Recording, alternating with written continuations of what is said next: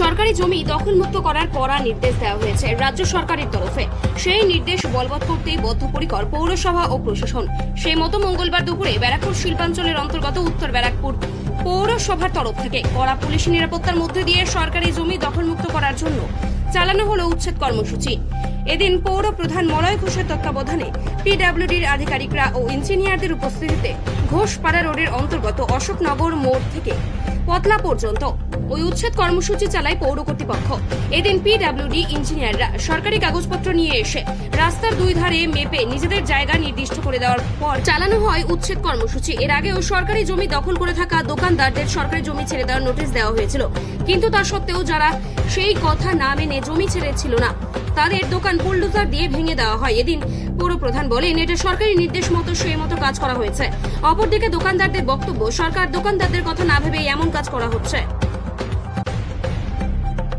আমাদেরকে বলেছিল একমাত্র আমাদের পিডব্লিউডির জায়গায় যারা যারা আছো সব ক্লিয়ার করে দাও, কিন্তু এটা দেখলাম যে পিডব্লিউডির জায়গায় ঠিকই আছে, আমরা 30 বছর দীর্ঘ 35 বছর রয়েছি, কিন্তু আজকে দোকান ভেঙে দিচ্ছে। ভেঙে দেওয়ার পরে দেখুন, আজকে আমি তো একটা মরবো সে তো না, আমার সঙ্গে আমার কর্মচারী লেবার সবই মরবে। আজ ভেঙে দিয়ে ওনারা কী পাবে জানি না, কিন্তু আমাদের পেটে পুরো লাভ করলো।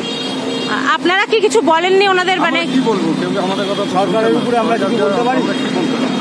আপনাদের কোনো ব্যবস্থা আলাদা দেবে বা কিছু বলার কথা বলেন? কারণ আমাদের সবার দোকান আছে, যেমন এর দোকান আছে, আমার দোকান আছে, সবারই দোকান আছে। কারণ পুজোর আগে এই ধরনের উচ্ছেদ অনেকটাই তো সমস্যায়। খুবই খারাপ, এটা ঠিক করলো না, জিনিসটা ভালো হলো না। ওনাদের মতো ওনারা করছে, করে যাচ্ছে। পিডব্লিউডির কতটা জায়গা আমরা জানি না, ওনাদের ম্যাপ নিয়ে এসছে, ওনাদের ম্যাপ অনুযায়ী আমাদের চলছে। আমরা কিছুই বুঝতে পারছি না, বলছে ভেঙে দাও, বাস ভেঙে দিল।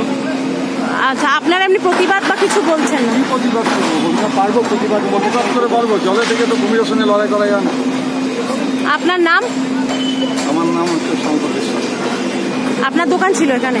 আমার দোকানে পাশাপাশি রয়েছে সব, এর দোকানের পাশেরটা, এর দোকানের পাশেরটা, সবই ছিল। সরকারি জায়গায় যারা জবরদখল করে রেখেছে, দোকান করে রেখেছে, বাংলার মুখ্যমন্ত্রী মাননীয় মমতা বন্দ্যোপাধ্যায় অনেক দিন ধরে বলেছে তাদের প্রত্যেককে ছেড়ে দেওয়ার জন্য, এবং যারা আছে তাদের প্রত্যেকের নাম পোর্টালে এন্ট্রি করতে বলেছে। পোর্টালে এন্ট্রি করা হয়েছে, কেউ কেউ নিজেরা ভেঙে দিয়েছে, আবার কেউ কেউ ভাঙেনি রেখে দিয়েছে। সেইগুলোকে আজকে ক্লিয়ার করা হচ্ছে, যারা অর্ধেক ভেঙে রেখেছে ক্লিয়ার করে টোটালটাকে ক্লিয়ার করে দেওয়া হচ্ছে। এটা এই কর্মসূচিটা মানে চলবে এখন? হ্যাঁ, লাগাতার চলবে। এটা শুধু এখানে না, তারা পশ্চিমবঙ্গ গভর্নমেন্ট পলিসি।